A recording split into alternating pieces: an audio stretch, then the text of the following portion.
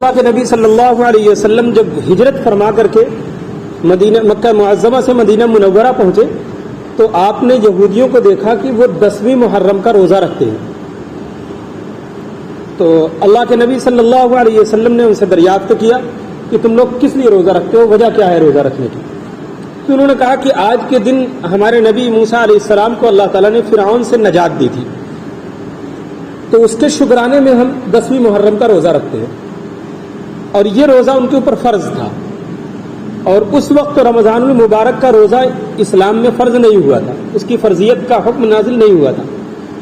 تو اللہ کے نبی صلی اللہ علیہ وسلم نے مسلمانوں سے فرمایا کہ موسیٰ میرے نبوتی بھائی ہیں, موسیٰ میرے نبوتی بھائی ہیں, لہٰذا ہم زیادہ حقدار ہیں ان سے کہ ہم ان کی پیروی کریں اور ان کے مطابق ہم بھی روزہ رکھیں. لیکن اللہ کے نبی نے فرمایا کہ لیکن تم یہود اور نصارہ یعنی اہل کتاب کی مخالفت کرو, تم یہود و نصارہ کی اہل کتاب کی مخالفت کرو.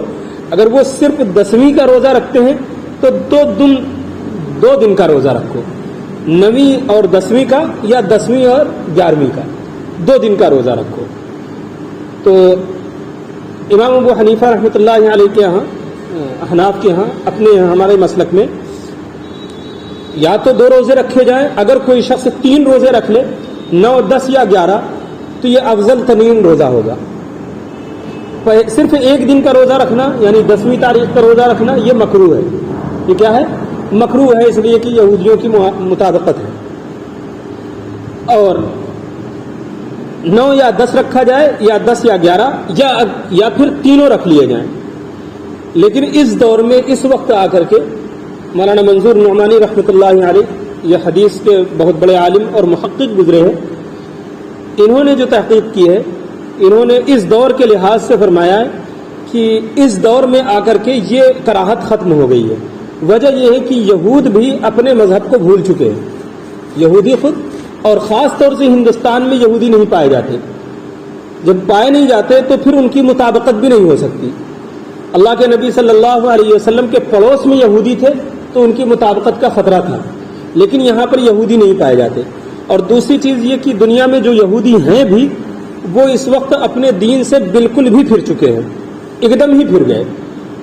اس دور میں جب کچھ نہ کچھ باقی تھے اپنے دین پر, اس دور میں آ کر کے وہ بالکل ہی ختم ہو گیا. اب اس وقت کے جو یہودی ہیں انہوں نے صرف یہودی اپنا نام رکھ رکھا ہے, حقیقتاً وہ دہریہ ہیں. کیا ہے؟ دہریہ کہتے ہیں بے دین کو, جس کا کوئی دین نہ ہو.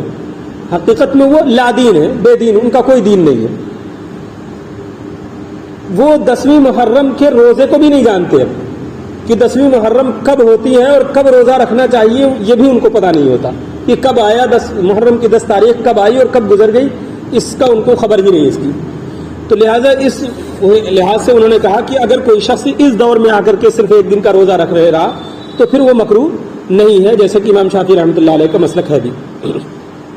تو یہ رہا 10ویں محرم کا روزہ.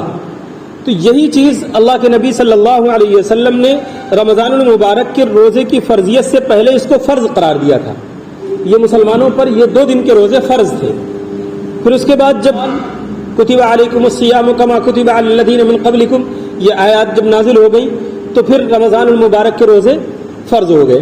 جب رمضان المبارک کے روزے فرض ہو گئے تو اللہ کے نبی صلی اللہ علیہ وسلم نے محرم الحرام کے ان دونوں روزوں کو سنت قرار دے دیا کہ یہ دونوں روزے اب سنت ہیں, اب ان کی فرضیت باقی نہیں ہے. اب یہ فرض نہیں کہ ہر مسلمان کو رکھنا ہی رکھنا ہے, اور سنت کا درجہ بھی مؤکدہ کا نہیں ہے, غیر مؤکدہ کا ہے. کس کا ہے؟ غیر مؤکدہ کا, کہ اگر کوئی شخص چھوڑ دیتا ہے, نہیں رکھتا, تو وہ گنہگار نہیں ہوگا. اگر کوئی رکھتا ہے تو وہ ثواب کو مستحق ہوگا اور متبع سنت ہوگا, سنت کی پیروی کرنے والا ہوگا. یہ تو 10ویں محرم کے روزے کا معاملہ ہو گیا. دوسری چیز یہ ہے کہ ہمارے پاس آج صبح سے 2-3 لوگوں کے فون آئے کہ عاشورے کی نماز کا, عاشورے کی نماز کیسے پڑھی جائے, کب پڑھی جائے گی, کیا ہوگا. تو اس کے بارے میں جان لیں کہ احادیث میں کہیں سے بھی عاشورے کی نماز کا کوئی ثبوت نہیں ہے. روزے کا ثبوت ہے, روزہ رکھنا ہے. نماز صرف ہمیں عیدین کی پڑھائی گئی ہے, عید الفطر کی نماز اور عید الاضحیٰ کی نماز. یہ 2 نمازیں ہمیں علیحدہ طور پر پڑھائی گئی, اللہ کے نبی صلی اللہ علیہ وسلم نے پڑھی ہیں. عاشورے کی کوئی نماز نہیں ہے, اگر کوئی نفل نمازیں پڑھنا چاہتا ہے تو وہ جب چاہے پڑھے، جس ٹائم چاہے پڑھے، جس طرح جیسے 2 رکعتیں پڑھی جاتی ہیں وہ ان کو پڑھ سکتا ہے۔ الگ سے یہ تصور کرنا کہ حقیقت الگ سے کوئی نماز ہے عاشورے کے نام سے، تو یہ دین کا حصہ نہیں ہے، دین میں زیادتی ہوگی۔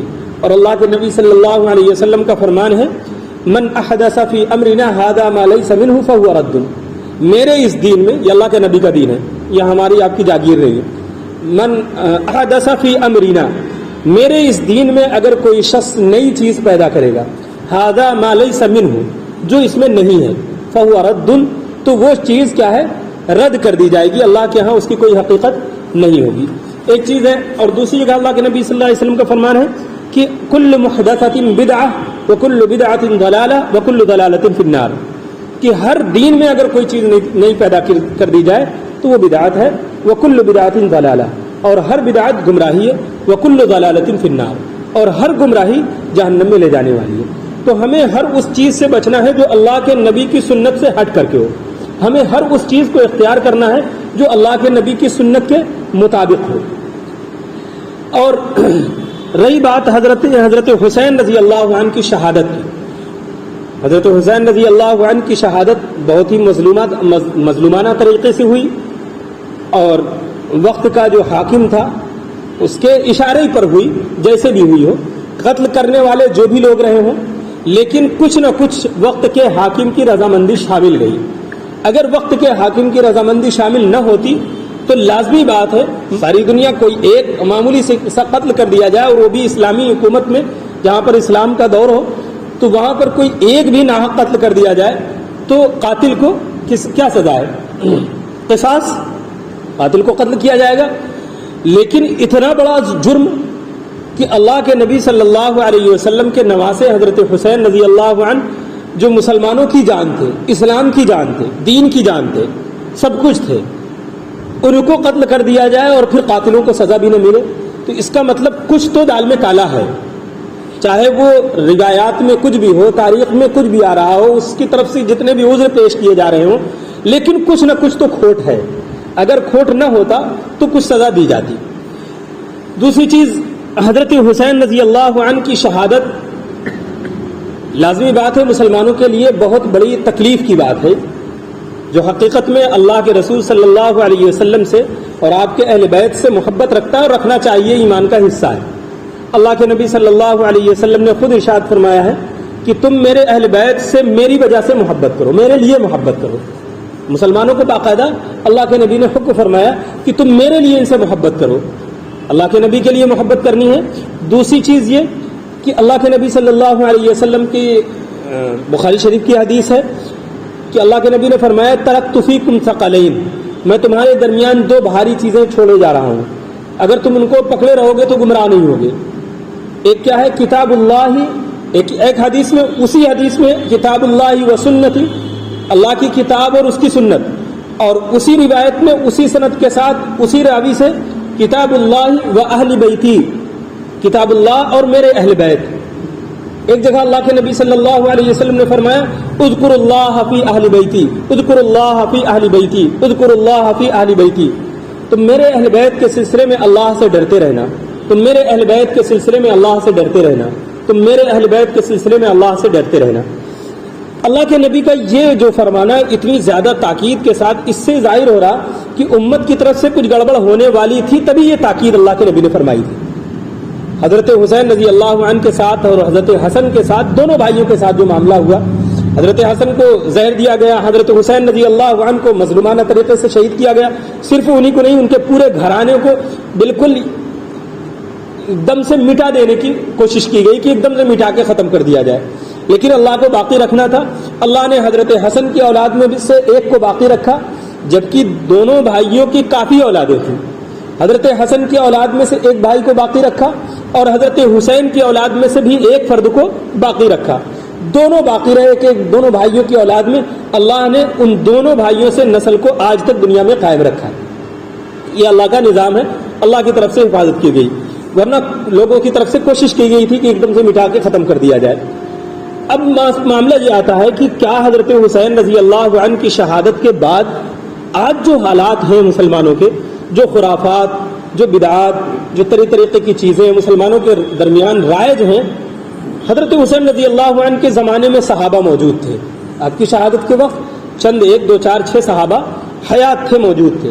اور پھر صحابہ کے علاوہ جو لوگ تھے وہ کبار تابعین تھے، بڑے بڑے تابعین، مخزرمین اور تابعین.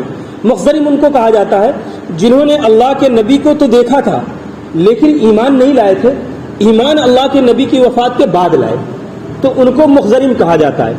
نہ وہ تابعی ہیں نہ وہ صحابی ہیں بلکہ مخزرم ہیں، بیچ کا ان کا درجہ جو ہے وہ بیچ کا ہے. تابعی وہ ہیں جنہوں نے اللہ کے نبی کا زمانہ ہی نہیں پایا، ڈائریکٹ صحابیوں کا زمانہ پایا، صحابیوں کو دیکھا، وہ تابعی ہیں.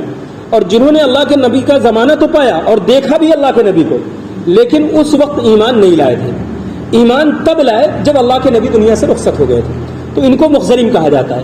تو حضرت حسین رضی اللہ عنہ کی شہادت کے وقت بڑے بڑے مخزرمین موجود تھے، تابعین موجود تھے، صحابہ موجود تھے. عبداللہ ابن عباس تھے، عبداللہ ابن زبیر تھے، عبداللہ ابن عمر تھے. یہ بڑے بڑے کبار صحابہ ہیں، یہ اس طریقے کے بڑے صحابہ موجود تھے، اس طریقے کے بڑے بڑے صحابہ اس دور میں موجود تھے. ان صحابیوں کی طرف سے کیا معاملہ رہا؟ ایک مرتبہ حضرت عبداللہ ابن مسعود بھی موجود تھے. حضرت عبداللہ ابن مسعود رضی اللہ عنہ خانہ کعبہ میں بیٹھے ہوئے تمام طلباء کو درس دے رہے تھے. ایک عراقی آیا اور کوفے کا تھا، اللہ آ کر کے ان سے پوچھا حضرت عبداللہ ابن مسعود رضی اللہ عنہ سے کہ اگر خانہ کعبہ کے اندر کسی سے کوئی مکھی مر جائے تو کیا حکم ہے؟ کیا پوچھا؟ خانہ کعبہ کے اندر اگر کوئی شخص مکھی مار دے، حرم ہے نا، حرم میں کوئی چیز نہیں ماری جا سکتی، تو مکھی اگر کسی سے مر جائے تو کیا حکم ہے؟ تو عبداللہ ابن مسعود نے پوچھا کہ تم کہاں سے آ رہے ہو؟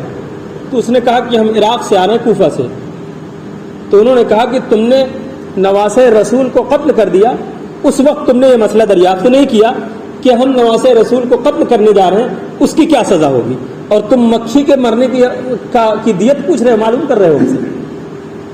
تو اس سے یہ معلوم ہو رہا کہ صحابہ کو تکلیف بہت تھی. حضرت حسین رضی اللہ عنہ کی اس طریقے کی شہادت پر انہیں بے انتہا تکلیف تھی، اور یہ حقیقت ہے کہ ہم سے کہیں زیادہ ان کو تکلیف تھی، اس لیے کہ ہم نے اپنی آنکھوں سے نہیں دیکھا، انہوں نے ان کو اپنے آنکھوں سے دیکھا تھا اور پرکھا تھا، جانا تھا. تو ان کو ہم سے کہیں زیادہ محبت تھی، چاہے ہم جتنا دعویٰ کر لیں محبت کا، لیکن ہم سے زیادہ محبت تھی ان کو.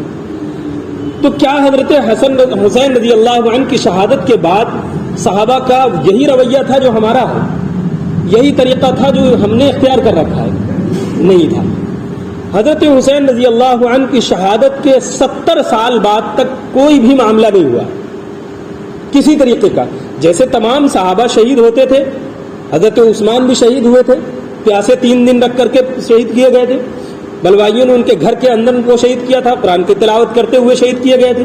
حضرت حمزہ رضی اللہ عنہ جن کو اللہ کے نبی نے سید الشہداء کہا، وہ بھی شہید ہوئے، اور اس طریقے سے شہید ہوئے کہ ہندا جو بعد میں ایمان لے آئی تھی، انہوں نے مسلح کر دیا تھا، یعنی ان کی ناک بھی کاٹ لی تھی، کان کاٹ لیے تھے، آنکھیں نکال لی تھی، اور سینہ چاک کر کے کلیجہ اور دل وغیرہ جو بھی تھا وہ سب نکال لیا تھا کہ اللہ کے نبی صلی اللہ علیہ وسلم سے خود دیکھا نہیں جا رہا تھا. حضرت جعفر بن ابی طالب حضرت علی رضی اللہ عنہ کے بڑے بھائی یہ شہید ہوئے، اور ان کی شہادت اس طریقے سے ہوئی کہ جب انہوں نے علم پکڑ رکھا تھا اور ان کا ایک ہاتھ کٹ گیا تو انہوں نے دوسرے ہاتھ سے علم کو تھام لیا، اور پھر اس کے بعد جو دوسرا ہاتھ کٹ گیا تو اپنے یوں کر کے اپنے سینے سے علم کو چپکا لیا، گرنے نہیں دیا جب تک کہ وہ شہید نہیں ہو گئے، اس وقت تک گرنے نہیں دیا. جب یہ خبر اللہ کے نبی صلی اللہ علیہ وسلم کے پاس پہنچی تو اللہ کے نبی صلی اللہ علیہ وسلم، جیسا کہ اس دور میں عربوں کا طریقہ تھا، اللہ کے نبی صلی اللہ علیہ وسلم نے فرمایا کہ کیا کوئی رونے والا ہے جعفر ابن ابی طالب پر؟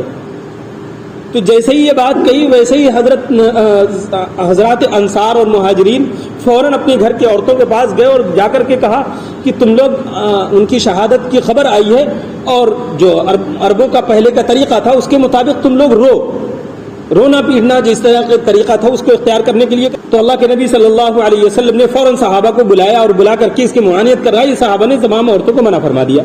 خیر، حضرت جعفر رضی اللہ عنہ کی اہلیہ جو تھی وہ تو بیوی تھی، ان کو تکلیف لازمی بات ہے، عورت کو تو تکلیف ہوگی. ان کے پاس جب کہلایا گیا تو جیسے انہوں نے سنا نہیں یا غم کی وجہ سے ان کو یہ نہ پتا چلا کہ اللہ کے نبی کا فرمان ہے، جو بھی ہو جا رہی ہو، انہوں نے وہ جاری رکھا، ویسے ہی وہ روتی پیٹتی رہی. تو جو منع کرنے کے لیے گئے تھے وہ اللہ کے نبی کے پاس آئے اور آ کر کے کہا، اللہ کے نبی، جعفر کی بیوی جو ہے وہ ماتم کر رہی ہیں، نوحہ اور ماتم کر رہی ہیں.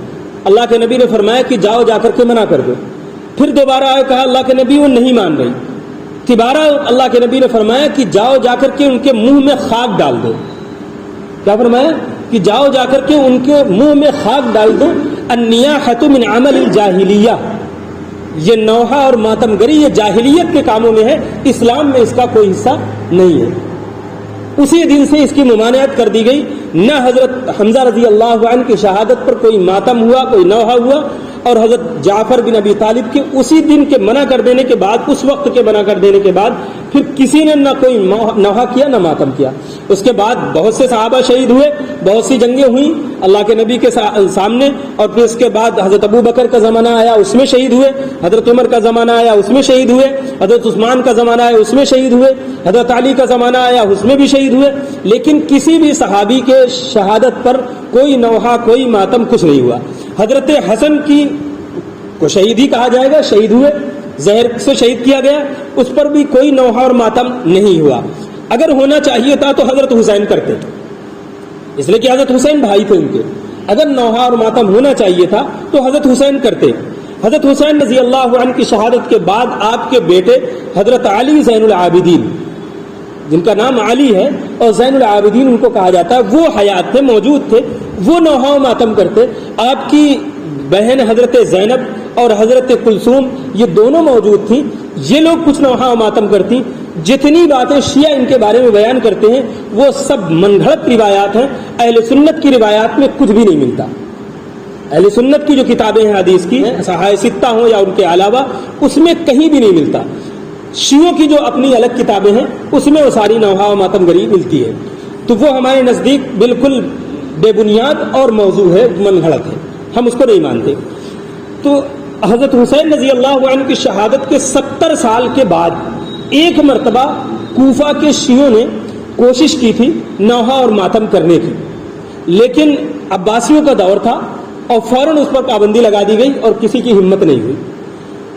350 سال گزر جانے کے بعد جب بغداد میں عباسیوں کا دور کمزور ہوا، عباسی خلفاء کمزور پڑ گئے، تو معیز الدولہ بن بویا نام کا ایک ان کا وزیر اعظم تھا، یہ شیعہ تھا. معیز الدولہ بن بویا یہ شیعہ تھا. اس نے جو ہے عباسی خلیفہ جو تھا اس کو ایک دم کٹ پتلی بنا رکھا تھا. حکومت اس کی چلتی تھی، عباسی خلیفہ بس بنا خلیفہ بیٹھا ہوا تھا. 350 سال کے بعد، کتنے سو سال بعد؟ حضرت حسین رضی اللہ عنہ کی شہادت کے 350 سال کے بعد اس نے پورے کوفہ میں یہ اعلان کرا دیا کہ عورتیں دوپٹہ اتار کر کے، بالوں کو بکھیر کر کے، اپنا سینہ کوٹتی ہوئی اور گالوں کو نوچتی ہوئی، ماتم کرتی ہوئی گلیوں سے نکلے گی. اس کے اس اعلان پر تمام شیعوں کی عورتیں نکلی. اہل سنت اور شیعوں کے درمیان یہ پہلا اور سب سے خطرناک ترین فساد ہوا تھا بغداد کے اندر. سب سے خطرناک ترین فساد ہوا تھا اور پہلا فساد تھا جو شیعوں اور اہل سنت کے درمیان ہوا تھا. اہل سنت نے اس بات کو برداشت نہیں کیا تھا، ان سے برداشت نہیں ہو رہا تھا کہ حضرات حسنین یا خاندان اہل بیت کی اس طریقے سے بے حرمتی کی جائے. آج کی حالت کیا ہے؟ شیعہ تو پیچھے ہو گئے، ہم اہل سنت ان سے آگے بڑھ گئے. وہی کام جس کو روکنے کی خاطر اہل سنتوں نے اپنی جان دی تھی، اہل سنت لوگوں نے، ایمان والوں نے، وہی کام آج اہل سنت نے اختیار کر لیا. ہندوستان میں جو شروع ہوا، ہندوستان میں سب سے آخر میں شروع ہوا ہے. ہندوستان میں 7ویں یا 9ویں صدی ہجری، تاریخ کی کتابوں میں ملتا ہے کہ 7ویں یا 9ویں صدی ہجری. کیا 700 سال یا 900 سال تک جو مسلمان تھے وہ مسلمان نہیں تھے؟ 900 سال کے اندر اسی میں معین الدین چشتی رحمۃ اللہ علیہ بھی ہیں، اسی میں نظام الدین اولیاء رحمۃ اللہ علیہ بھی ہیں، اسی میں عبد القادر جیلانی رحمۃ اللہ علیہ بھی ہیں، اسی میں بڑے بڑے جتنے بھی بزرگان دین ہیں، ان 900 سال کے اندر ہیں سب. تو کیا ان کو اللہ کے نبی کے اہل بیت سے محبت نہیں تھی؟ اہل بیت سے ان کو محبت نہیں تھی؟ یہ ہم سے کہیں زیادہ محبت کرنے والے تھے، لیکن ان کے اوپر شیعوں کا اثر نہیں تھا. ان کے اوپر شیعوں کا اثر نہیں تھا. تو یہاں تک 900 سال کے تک کوئی بھی کسی بھی طریقے کی خرافات بدعات ہندوستان کے مسلمانوں میں نہیں آئی. 900 سال کے بعد پھر تیمور لنگ جو ہے اس نے اس کو شروعات کی ہے. یہاں ہندوستان میں تعزیہ بنا کر کے تعزیہ داری کی شروعات اس نے کی, اور جو محرم کی اور بھی دوسری خرافات ہیں وہ لاہور کا کوئی راجا تھا, اس نے اس کو شروع کیا تھا. کوئی دین کا کام کوئی پسندیدہ متقی پرہیزگار عالم کرے گا یا عیش پرست بادشاہ کرے گا؟ عیش پرست اگر بادشاہ دین کا کام کرنے لگ جائے تو بات بن گئی. پھر جو کام ایک عیش پرست بادشاہ شروع کر رہا ہو وہ دین کا نہیں ہو سکتا. اس کے کوئی اپنے مفاد رہے ہوں گے, کوئی اپنی غرض رہی ہوگی جس کی خاطر اس نے کیا ہے. تو اس کا یہ جو خرافات کل ہونے والی ہیں اس کا حقیقت میں اسلام سے اور مسلمانوں سے کوئی واسطہ اور اس کا نہیں ہے, کوئی تعلقات اس کا اسلام سے نہیں, کوئی تعلق نہیں ہے. ہم کو اگر حقیقت میں اہل بیت سے محبت ہے تو ہم عہد کریں کہ جس کی خاطر جس دین کی خاطر انہوں نے اپنی جانیں قربان کی ہیں اس دین کو ہم مٹنے نہ دیں گے. یہ ہے حقیقی محبت. جس دین کو انہوں نے اپنے سینے سے چمٹائے رکھا, یزید کے مقابلے پر حضرت حسین کیوں آئے تھے؟ انہوں نے یزید کا مقابلے کا ارادہ کیوں کیا تھا؟ وجہ کیا تھی اس کی؟ حضرت ابو بکر کے زمانے میں پورا اسلامی نظام نافذ تھا. حضرت عمر کے زمانے میں خلافت اعلیٰ منہاج النبوہ اس کا کہا جاتا ہے. اللہ کے نبی کے زمانے میں جو طریقہ رائج تھا وہی طریقہ تھا. حضرت عثمان کے زمانے میں وہی تھا, حضرت علی کے زمانے میں وہی تھا, چند دن حضرت حسن خلیفہ رہے اس میں بھی وہی تھا. حضرت معاویہ کے دور میں کچھ تبدیلی آئی لیکن اس حد تک نہیں آئی تھی. تبدیلی آئی تھی لیکن اس حد تک نہیں آئی تھی. یزید کا دور آیا تو نظام بالکل بدل گیا, ایک دم اسلامی نظام بالکل بالائے طاق رکھ دیا گیا. اسلامی شریعت اسلامی نظام ایک کتاب میں محفوظ ہو گئی, محدود ہو کر کے رہ گئی. وہ چیز حضرت حسین برداشت کر سکتے تھے؟ نہیں کر سکتے تھے. صرف اسلامی نظام کی خاطر اسلام کو دین کو لوگوں کے اوپر نافذ کرنے کی خاطر وہ اٹھے تھے اور کوئی مقصد نہیں تھا ان کا. آج ہم اسی دین کو اکھاڑنے کے لیے ہم نکلتے ہیں حضرت حسین کے نام پر. وہ نافذ کرنے کے لیے اٹھے تھے, آج ہم اسی دین کو اکھاڑنے کے لیے اٹھتے ہیں. تو یہ ساری خرافات سے ہم کو بچنا ہے. ہم کو عہد کرنا ہے کہ انشاءاللہ جس دین کی خاطر حضرت حسین نے شہادت اپنی دی تھی انشاءاللہ اس دین کو ہم ضائع نہ ہونے دیں گے, چاہے ہماری اپنی جان بھی اسی دین کی خاطر قربان ہو جائے. اور اسی کی تمنا بھی رکھنا ہے دل میں. اگر کوئی شخص دل میں بغیر شہادت کی تمنا کے مر جائے تو اللہ کے نبی صلی اللہ علیہ وسلم کا فرمان ہے کہ خدشہ ہے کہ کہیں وہ کفر پر اس کی موت نہ ہو جائے. چاہے ہم کو جہاد کا موقع ملے نہ ملے, ہمیں شہادت ملے نہ ملے, لیکن دل میں یہ عہد رکھنا ہے, تمنا اس کی رکھنا ہے کہ اگر کبھی موقع مل گیا تو اللہ کی دین کی خاطر ہم اپنی جانیں قربان کریں گے انشاءاللہ. یہ عہد رکھنا ہے اپنے دل میں. اس عہد اس تمنا کے ساتھ اگر ہم دنیا سے جائیں گے تو اللہ رب العزت انشاءاللہ ضرور ایمان کے ساتھ رخصت کرے گا دنیا سے. دیکھیے, ان کے نام سے ایصال ثواب کرنا, ان کے نام سے ایصال ثواب کرنا یہ الگ چیز ہے. جیسے کہ ہم لوگ 2 دن سے ایصال ثواب کرتے ہیں, کچھ پڑھ کر کے دعا کر لیتے ہیں. یہی ایصال ثواب کا طریقہ ہے. کسی زمانے میں جب غربت عام تھی, لوگ بھوکے ہوا کرتے تھے, 1-2 دن ہو جاتا تھا لوگوں کو کھانا نہیں ملتا تھا. اس دور میں لوگوں نے یہ طریقہ اختیار کیا تھا کہ لوگ کھانا کھلا دینا یہ سب سے بڑی نیکی تھی. بھوکا جب انسان ہو تو بھوکے انسان کو کھانا کھلا دینا یہ سب سے بڑی نیکی ہے. بھی آج بھی ہے. اگر کوئی انسان ہو چاہے مسلمان ہو نہ ہو, اگر کوئی انسان بھوکا ہے تو اس بھوکے کو کھانا کھلانا سب سے بڑی نیکی ہے. لیکن آج کے دور میں جو لنگر ہوتا ہے اس لنگر میں لوٹنے والے کتنے بھوکے ہوتے ہیں کسی کو پتا؟ کوئی بھوکا نہیں ہوتا. صرف ذائقے کے لیے آتے ہوئے وہ جو پیالی بٹتی ہے اس کو لیں گے اور تھوڑا سا چاٹ کے دیکھیں گے, مزیدار نہیں پھینک دیں گے. دوسرا لیں گے, جو مزیدار ہوگا اس کو کھائیں گے, جو مزیدار نہ ہوگا اس کو پھینک دیں گے.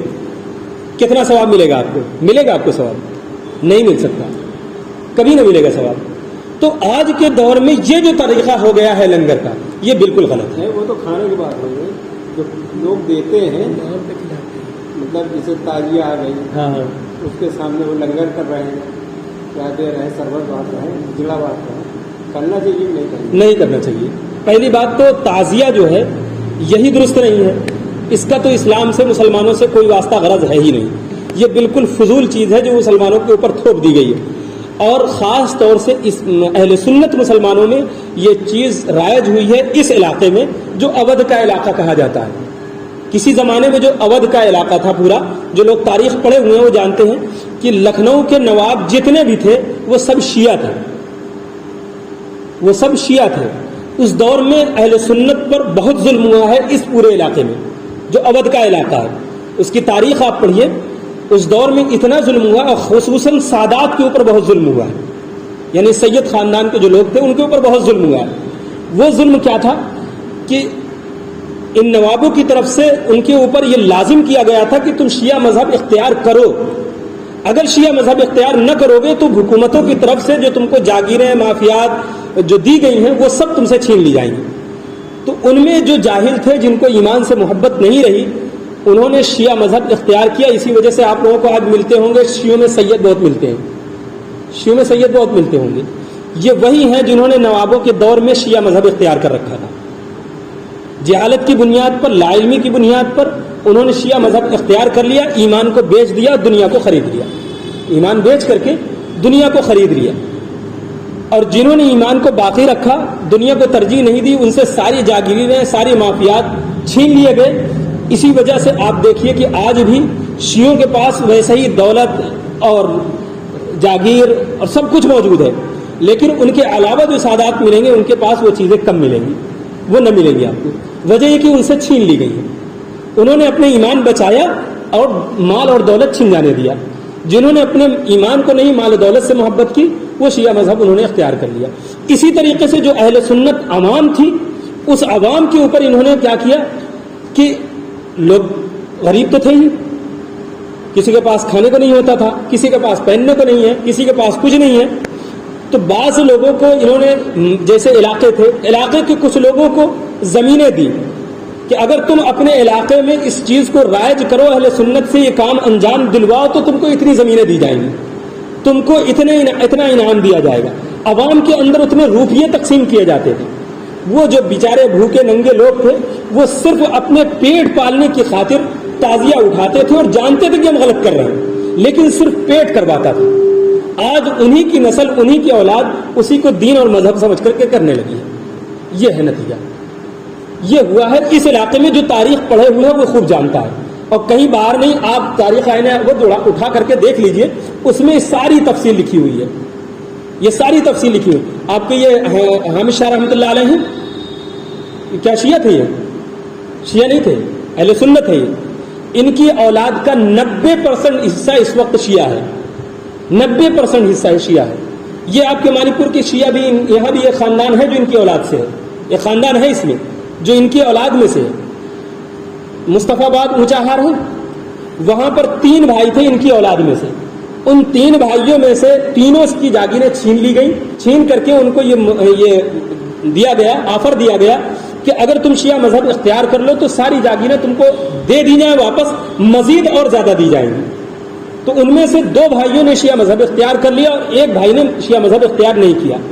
جنہوں نے شیعہ مذہب اختیار کر لیا، آج دیکھ لیجئے کتنی عیش و آرام کی زندگی گزار رہی ان کی اولاد. ساری جاگیر، سارے مافیات، سب کچھ ان کے پاس ہے. لیکن جنہوں نے شیعہ مذہب اختیار نہیں کیا تھا وہ ایسے ناپید ہوئے کہ آج پتہ ہی نہیں کہ وہ ہے کہ یا نہیں ہے. اس طریقے سے ناپید ہو گئے. غربت اور پریشان حالی ان کو اللہ بہتر جانے کہاں لے کر کے چلی گئی. تو یہ ظلم ہوا ہے جو تاریخ کی کتابوں میں درج ہے. تو یہی وجہ ہے کہ جو شیعوں کے عقائد اور شیعوں کی رسومات اہل سنت میں جو رائج ہوئی ہیں اس پورے علاقے میں، وہ جبرن رائج کی گئی ہیں، جبرن کرائی گئی ہیں. اور آج ہم لوگ وہ ان کو باپ دادا سے جو دیکھا ہے تو وہ اس کو دین کا حصہ سمجھ کر کے کرنے لگے. تو ہم کو یہ ساری چیزوں سے بچنا ہے. اہل بیت سے محبت کرنا ہمارے ایمان کا حصہ ہے، لیکن محبت بھی اللہ کے نبی کے تابع رہ کر کے کرنی ہے. محبت میں غلو نہیں ہے. اللہ کے نبی صلی اللہ علیہ وسلم نے جب اپنے بارے میں کہہ دیا لا تطرونی کما اطرت النصارى عیسی ابن مریم انما انا عبدہ فقولوا عبدہ ورسولہ، کہ تم میرے سلسلے میں مبالغہ آرائی نہ کرنا. لا تطرونی، تم حد سے آگے نہ بڑھنا میرے سلسلے میں. کما اطرت النصارى عیسی ابن مریم, جیسے کہ نصارہ نے عیسیٰ ابن مریم کو خدا کا بیٹا بنا دیا, ویسے تم میرے ساتھ نہ کرنا. انما انا عبدہ فقولوا عبدہ ورسولہ, میں اللہ کا بندہ ہوں, تم مجھے اللہ کا بندہ اور اس کا رسول ہی کہنا. تو جب اللہ کے نبی نے اپنے بارے میں یہ بات کہہ دی تو اللہ کے نبی کے نواسے ہی ہیں وہ, تو ان کا درجہ اللہ کے نبی سے تو نہیں بڑھ سکتا نا, اللہ کے نبی کے تو تحت ہی رہے گا. تو ہم کو ان سے محبت رکھنا ایمان کا حصہ ہے نا, ان کا احترام کرنا ہے, ان کے لیے اصال ثواب کرنا ہے, سب کچھ کرنا ہے, لیکن شریعت کے دائرے میں رہ کر کے کرنا ہے. یہ ساری خرافات جو شیعوں کی طرف سے ہمارے اندر رائج کی گئی ہیں, ان کو ہم کو اپنے اندر سے نکال کے باہر کرنا ہے انشاءاللہ. اس کی کوشش کرنی ہے کہ یہ ساری خرافات ہمارے اندر سے دور ہیں, چاہے محنت کر کے ہو, چاہے کسی بھی طریقے سے ہو. ٹھیک ہے انشاءاللہ. یہ کل کی جو اہم چیز ہے, بہت ضروری ہے اس کا جاننا, اور لوگوں تک پہنچائیے بھی اس کو, لوگ جانیں اس کو. یہ جو کھلاتے ہیں, یہ نظر کرواتے ہیں, مطلب کہتے ہیں امام حسین کے نام پہ کھلا رہے ثواب کے نیت سے, جیسے غیر اللہ کے نام پہ کھلایا جاتا ہے. سب سے بڑی چیز تو وہ اگر اصال ثواب کا ہے تو اس کو وہی کھائے جو محتاج ہو. کون کھائے گا؟ جو محتاج ہو, بھوکا ہو, جس کو اللہ نے وسعت دے رکھی ہے, 3 ٹائم پیٹ بھر کے کھانا کھاتا ہے, اس کے لیے بالکل ناجائز ہے, اس کے لیے بالکل ناجائز ہے. کھائیں گے آپ ناجائز چیز, دوسرے کا حق ہے, وہ غریب کا حق ہے, غریب کا حق مار کر کے کھائیں گے آپ, اللہ کے یہاں کیا جواب دیں گے؟